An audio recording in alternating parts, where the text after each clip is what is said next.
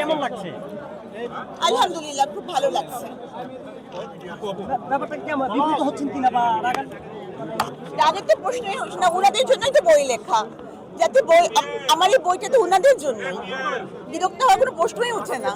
আচ্ছা, আপনি কি বলবেন যে মানুষ কারাগারে যাওয়ার পর সমাজ অনেকভাবে মানে সমালোচনা করে, মানুষ প্রত্যাখ্যান করে সমাজ থেকে, তো ওখান থেকে বের হওয়ার পর মানুষ আপনার সাথে কি ধরনের আচরণ করছে আসলে?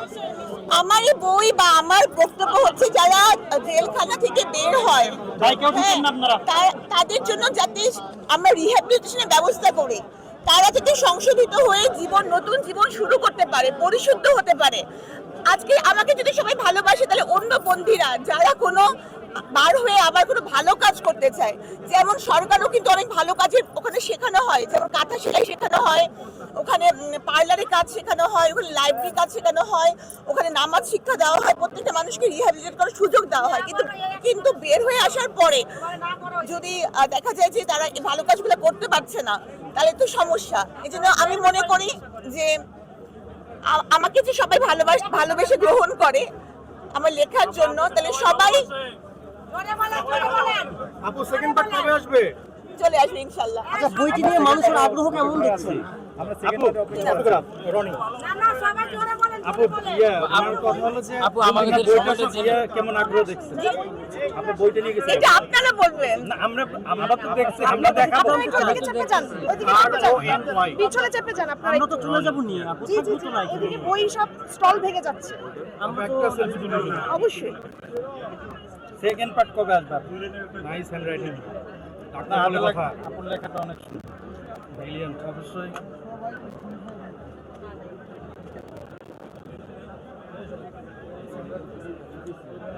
তোমাকে দুই লাইন বাবা Thank you. আচ্ছা, আপনার সেকেন্ড পার্ট আপনার লেখা খুব সুন্দর হয়েছে। আপু বাবার চিঠি। আচ্ছা, বাবার চিঠি পরে ইন্টারভিউ নিচ্ছি ভাইয়া। অনেক মানুষ 5 ঘন্টা ধরে অপেক্ষা করছে, তাদেরকে সময় দিবে না। Thank you. আপনার লেখা যদি আমাদেরকে একটু বলতেন। এই বই লেখা বই আছে ভাইয়া, বিশেষ কিছু আকর্ষণ বলেন। আজকে দিনটা পাঠকের জন্য কিছু বিশেষ আকর্ষণ বলতে হবে আপু, নাহলে আমরা যাবো না। আজকে দিনটা পাঠকের জন্য, বলতে হবে আপু, আমরা না নিয়ে যাবো না। আজকে দিনটা পাঠকের জন্য। না, আপনি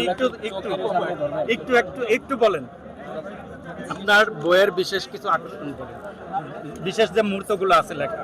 প্রতিটা পর্ব এক একজন নারীর গল্প, এক একজন নারী কি পরিস্থিতিতে, কি প্রেক্ষাপটে, কি ধরনের কারণে কারাগারে যায়, কারাগারের জীবনটা কেমন হয় এবং পরবর্তীতে যখন বের হয় তখন তারা কি করে। হ্যাঁ, এটাই এক একটা পর্ব এক একটা বন্দিনী। আচ্ছা, এবং আরেকটা বড় ব্যাপার হচ্ছে, নারীরা কিন্তু সবসময় যখন সে বুঝতে পারে যে আমি একটা নারী, আমি একজন মানুষ ভিতরে, কিন্তু আমার শারীরিক বৈশিষ্ট্য আমি নারী, তখন থেকে তার পায়ে বেরিয়ে পড়া শুরু হয়, বিভিন্ন বাধা নিষেধ শুরু হয়, সামাজিক শৃঙ্খলা থেকে বাধা শুরু হয়। তো এই জন্য একজন বন্দিনী সবসময় বন্দিনী, একটু বন্দিনী যে আমাদের দিকে যদি কারাগারে থাকলেই সে বন্দিনী তা না। আচ্ছা, আচ্ছা, আপনি কি মনে করছেন যে এই বইটা এবারের বইমেলায় সবচেয়ে বেশি বিক্রি হবে, এরকম কোন প্রত্যাশা করছেন? এটা আল্লাহর ইচ্ছা আর আমার বাবা মার দোয়া। তবে আমি বলবো যে আমার বন্দিনী যদি পাঠকের কাছে সমাদৃত হয়, তাহলে শুধু কলমের, কারণ আমার পাশে আর কেউ নাই, আমার বাবা মার দোয়া আছে, তাহলে কলম জিতে যাবে আমি বলতে পারি।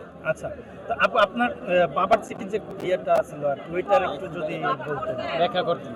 আমার বাবা কারাগারে আমাকে যে চিঠিগুলো পাঠাতেন, সেই চিঠিগুলো বেশিরভাগ চিঠি আমি পড়তে পারতাম না, অল্প একটু পড়ে আমি এত কাঁদতাম যে আমি রেখে দিতাম।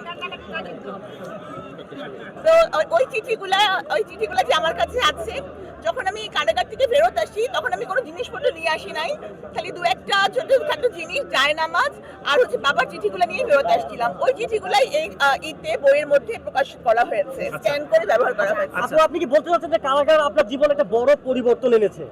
বিশাল পরিবর্তন, এবং শুধু আমার জীবনে না, সকলের জীবনে কারাগার অনেকভাবে পরিবর্তন আনে। আসলে কি পরিবর্তন আসছে?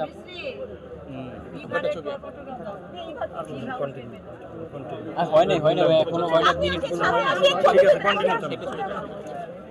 আচ্ছা আপু, কি কি পরিবর্তন আপনার জীবনে এসেছে? আপু লাস্ট প্রশ্ন, হ্যাঁ এটার আনসার করুন প্লিজ। ভাই আপনারা এরকম করেন কেন ভাই? মিডিয়া চলতেছে, আপনারা সেলফি অনেক টাইম আছে। আপু আমাদের মিডিয়া করে ভাই সময় দেন। আমরা কি এইভাবে বসে থাকবো না? একটা প্রশ্ন একটা প্রশ্ন ছিল শুধু, কারাগার আপনার লাইফে কি কি পরিবর্তন আনছে?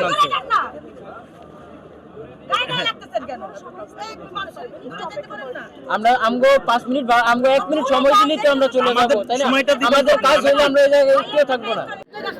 আপু লাস্ট প্রশ্নটা যে আপনার কি কি পরিবর্তন আসছে, জাস্ট এতটুকু ব্যাস।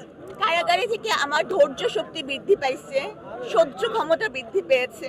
হ্যাঁ, এখন আমি যে কোনো কষ্ট, যে কোনো কিছু, হায় হায় মানে কি সমস্যা, আপনি ধাক্কা দিয়ে ওনার ক্যামেরা হ্যাঁ জি আপু, কি কি পরিবর্তন এনেছে?